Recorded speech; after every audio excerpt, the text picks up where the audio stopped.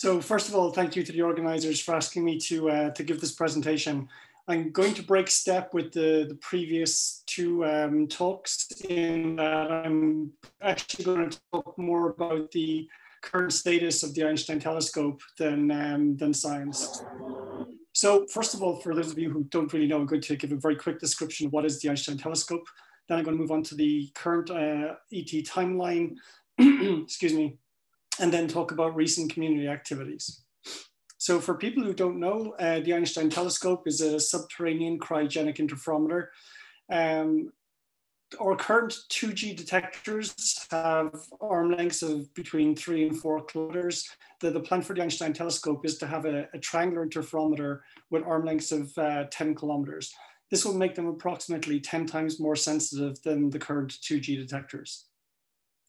On the top here, I plot the Einstein Telescope sensitivity curve, comparing it to the advanced LIGO and the initial LIGO curves. We can see for the Einstein Telescope that the main improvements are widespread from low frequencies all the way up to the high frequencies. Low frequency improvement is important because it allows us to detect higher mass systems. The upper frequency improvements are important because it'll allow us to truly look at the merger and ring down or merger and after effects of neutron star, and neutron star black hole systems. On the bottom, we've plotted the look back for the Einstein Telescope. You can see that with second generation interferometers, we should eventually be able to see out to a redshift of about 2. However, with Einstein Telescope, we expect to be able to go to a redshift of about 100. This basically translates for compact binaries into the following curves. On the left-hand side, I'm plotting the detection horizon for advanced LIGO in blue, for Einstein Telescope in green, and for Cosmic Explorer in pink. And you can see that for source frame total masses of 10 solar masses and above, we should be able to see compact binaries out to a redshift of about 100 for Einstein Telescope. And more importantly, we should be able to get up to masses of about 10,000 solar masses in the local universe. On the right-hand side, I'm plotting a sky averaged, ideally located signal to noise ratio expectation for the various sources. Contrary to current detections, we should be able to see certain events with signal to noise ratios in the few hundreds, which is going to make them very, very, very strong signals and will present particular problems. So let me move on to the Einstein Telescope timeline.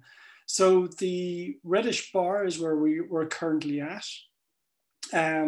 We're basically looking at things like different sites. We're about to build the ET collaboration, and we're kind of mostly taken up at the moment with the S3 proposal. So I'll come to it a little bit more in a little bit, but S3 stands for the European Strategy Forum on Research Infrastructures.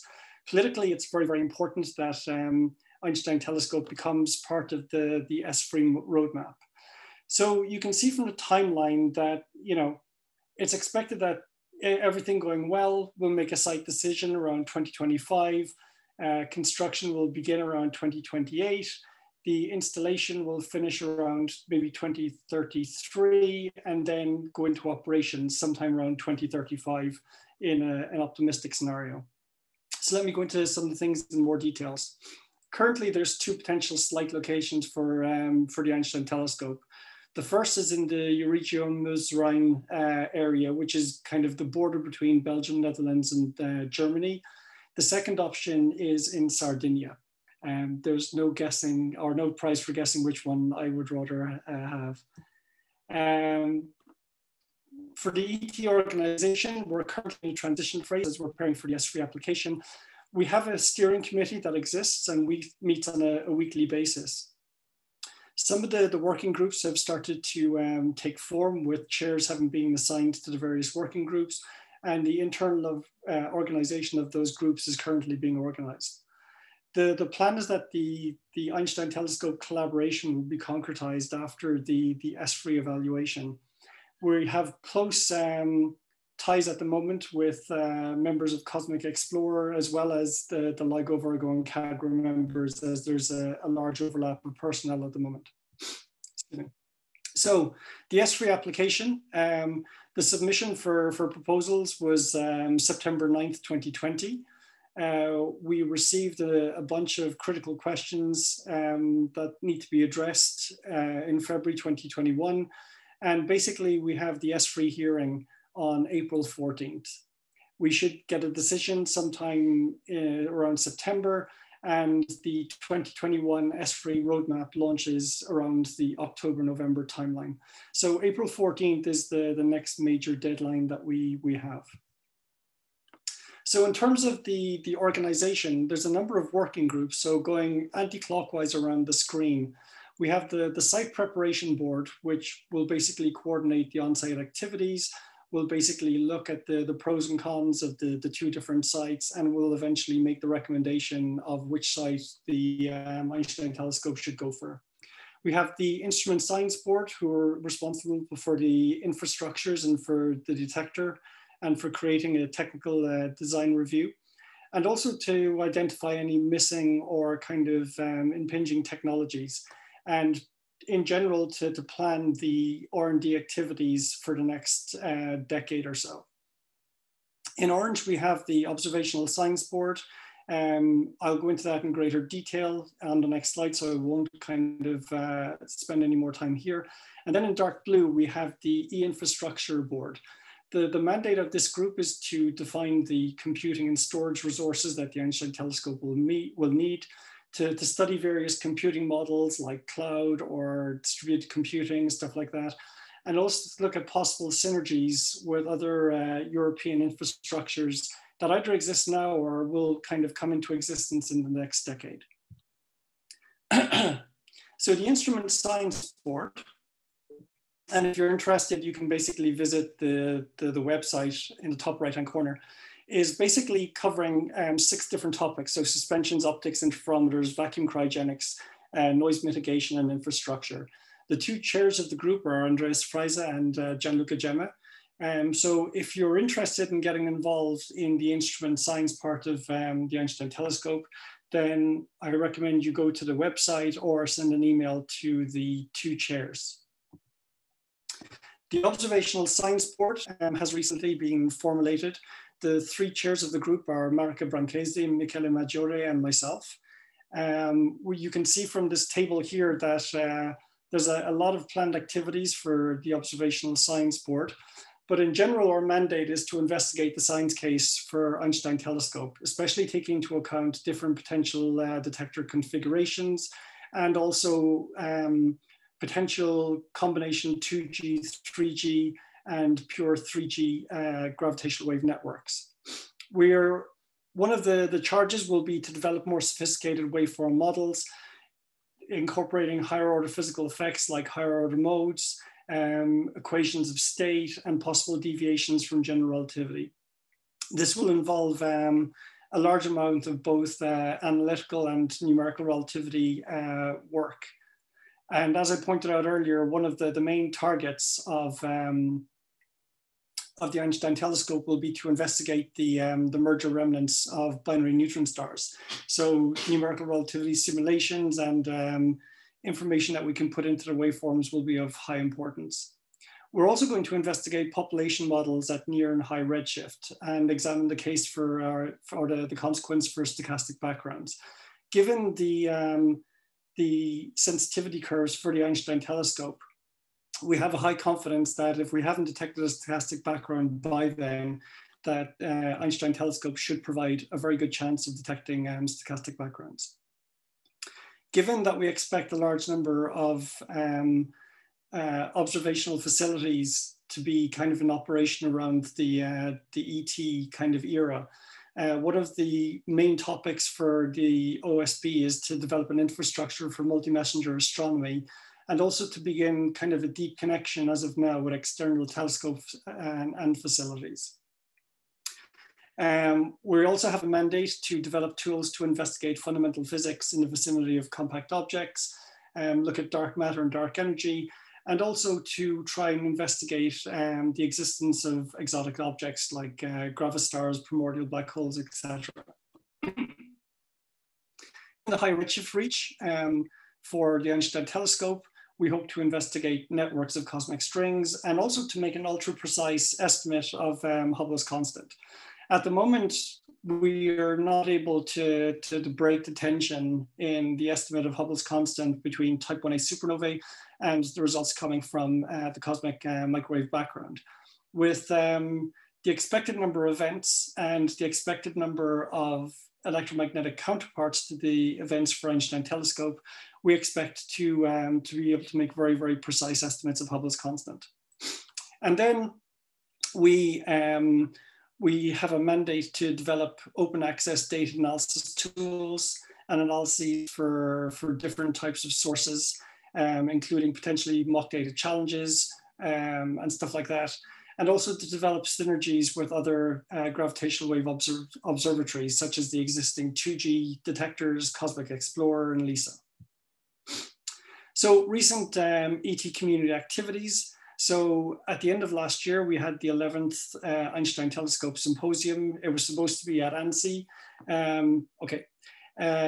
But it took place completely online. We had 709 registered participants. So this was kind of like an incredible display of interest, internationally.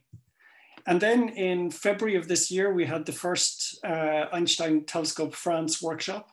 And we had 136 registered participants showing a large interest from the French community as well. The various topics that were covered are underneath, so I won't go into that in any detail. If you want to check out any of the presentations, then please go to the link in the top right-hand corner. So my conclusion, the Einstein Telescope collaboration is beginning to form. We have a lot of community interest, but at the moment we're kind of deep in preparation for the ESFRI interview. The instrument science boards and the observational science boards, we've confirmed most of the division chairs, and we hope to have the full confirmation very, very soon. So in the next few weeks to months, we'll be putting out a general call for people to get involved in ET science. So please feel free to get involved. Thank you very much. Thank you, Ed. Time for one or two questions.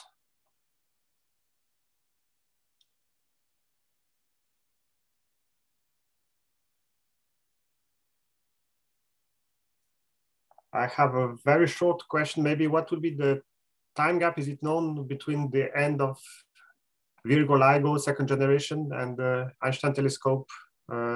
Is there a gap, or will it be some continuous acquisition of data? That's a good question. So we know that 04 will begin kind of sometime around mid-2022. 05 will begin around 2025.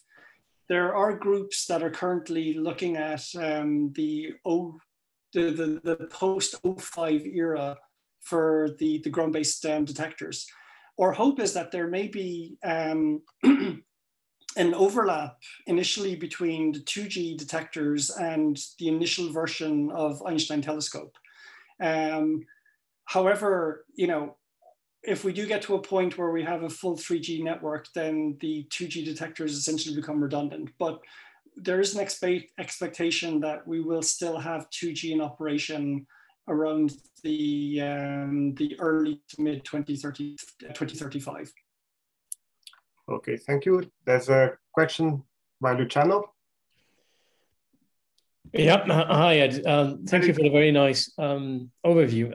A very brutal question. Maybe if you can summarize this in a few seconds.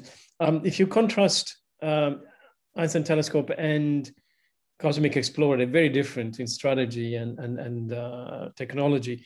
Which of the two is, in a way, easier to implement technologically, and what are their advantages and going in the way you want to go rather than in the just bigger and stronger? Yeah, that's a very, very good question, and it's a very, very difficult one to answer because Obviously, Einstein Telescope being subterranean, you've got the issue of having to carve out 30 kilometers of tunnel. The plan for Cosmic Explorer is to have potentially 40-kilometer length arms. In that case, the curvature of the Earth becomes important. So there's no way that the arm can stay above ground. So at certain points, it will need to not go as deep as Einstein Telescope, but it will need to basically become a tunnel under the ground. So that presents a different type of technological problem. The current kind of way things are working is that people from Einstein Telescope and Cosmic Explorer are basically discussing the possibility of joint development of technologies. So joint development of suspensions, mirror substrates and stuff like that. So it could be that, I don't want to kind of be too simplistic, but it could be that the main technological difficulty and difference between them becomes the actual physical construction rather than the components. But I mean, in one case, in the ET case, you have a xylophone configuration, which you don't have in the Cosmic Explorer. Is this correct? That's correct, but at the moment, none of the designs have been concretized. So that's kind of something that will be studied in the next few years. But ultimately, there are more advantages to having both than to having a single 3G detector. And like if we can end up with a 3G network, then that's the ultimate goal. Okay, thank you. Thank you, Ed. So, and now let's move to the last speaker of this morning's session.